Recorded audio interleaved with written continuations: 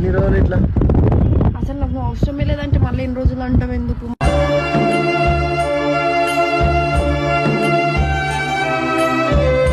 Parents బాధపడతారు, అందరు బాధపడతారు నన్ను చూసిన వాళ్ళు, నువ్వు తప్ప. ప్రతి ఇద్దరితో మీ గాథే మొదలంటుంది ప్రేమ కలవ. నాకు వద్దని చెప్పిన తర్వాత నువ్వు కావాలంటే ఇంకా నాకు మనసు ఒప్పుతలేదు నీ దగ్గరికి రావాలంటే. అసలు నేను నీ మొహం కూడా చూడొద్దు అనుకున్నా ఫస్ట్ ఆఫ్ ఆల్.